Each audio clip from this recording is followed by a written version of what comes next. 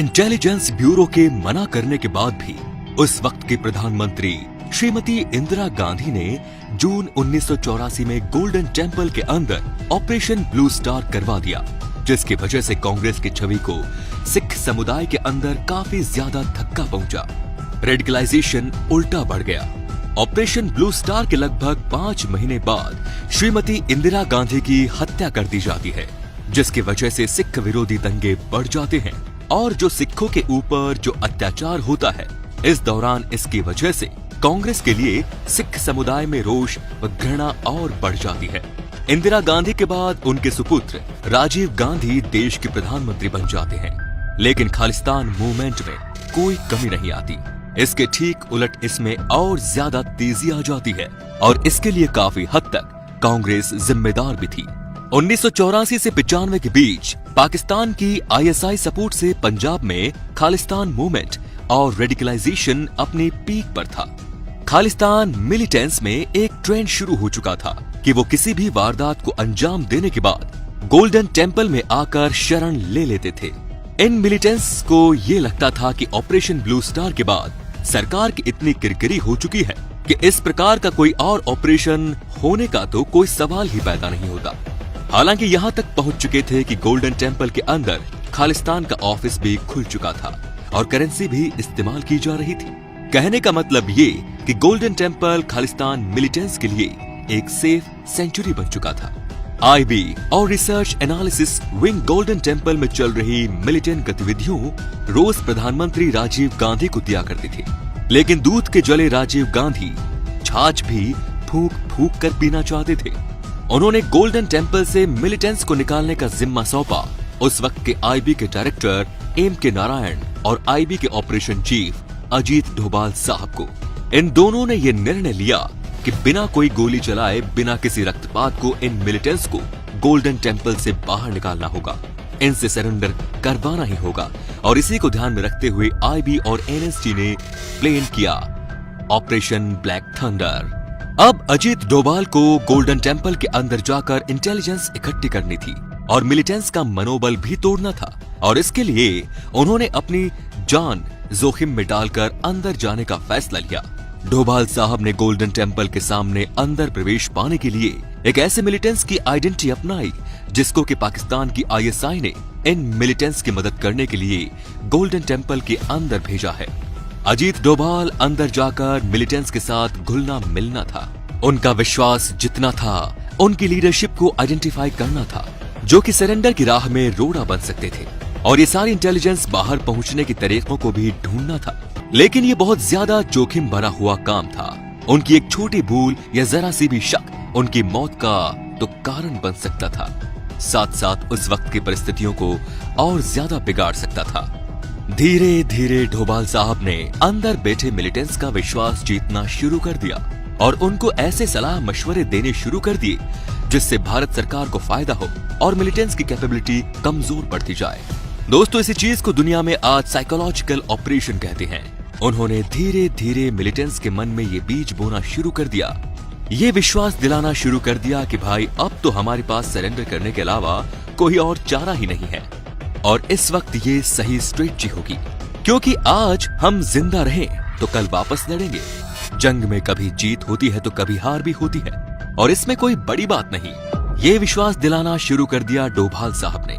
सी of करने के साथ साथ गोल्डन टेम्पल के बाहर आने से पहले टॉप 3 मिलिटेंट को भी न्यूट्रलाइज कर दिया, जिसकी वजह से इन मिलिटेंट्स की कमांड एंड कंट्रोल पूरी तरह से कोलैप्स कर गई।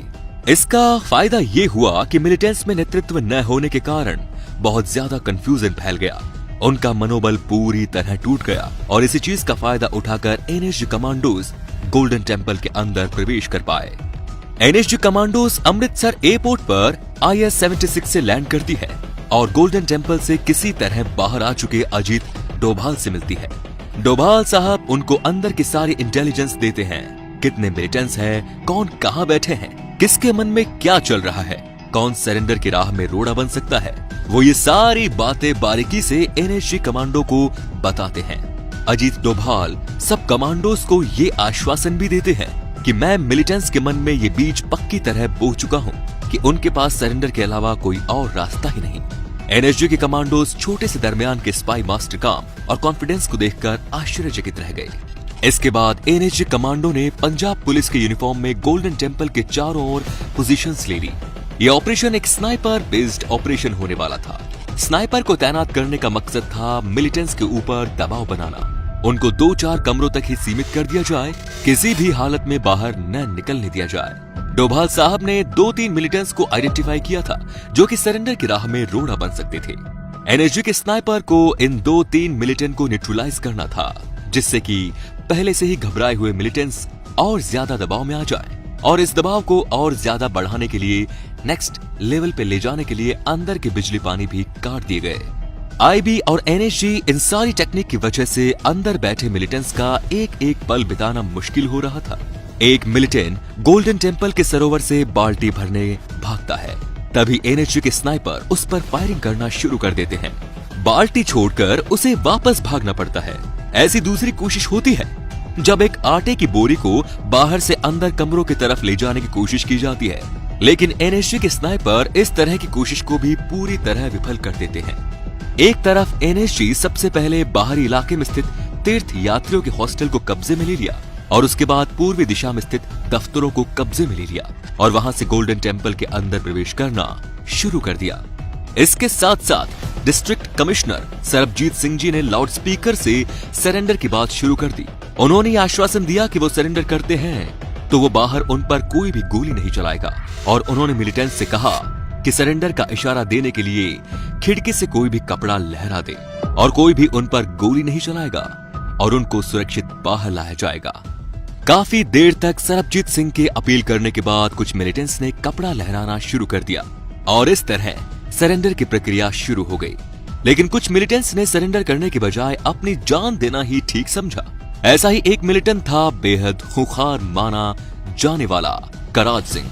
ये डोभाल साहब का फिनोमिनल इंटेलिजेंट वर्क था, उनकी मनोवैज्ञानिक जादूगरी थी। ये कराज सिंह हार्डकोर मिलिटेंट्स भी बिना एक गोली चलाए साइनाइड खाकर अपनी जान देना ठीक समझता है। ऑपरेशन ब्लैक थंडर अपने इस अभूतपूर्व योगदान के कारण ही अजीत डोभाल साहब भारत के इतिहास में कीर्ति चक्र पाने वाले पहले पुलिस अफसर बन गए।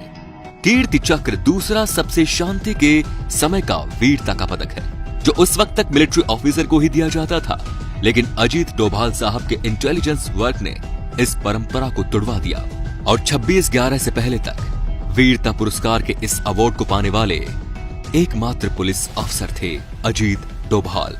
दोस्तों, हम चैन से सो पाते हैं क्योंकि इस देश के अजीत डोभाल जैसे देशभक्त अपनी जान की बिना परवाह किए ऐसे खतरनाक ऑपरेशंस को अंजाम देते हैं। हम अपने परिवार के साथ जिंदगी एंजॉय कर पाते हैं क्योंकि अजीत डोभाल जैसे देशभक्त सालों साल अपने परिवारों से दूर रहकर इस देश के लिए काम करते हैं।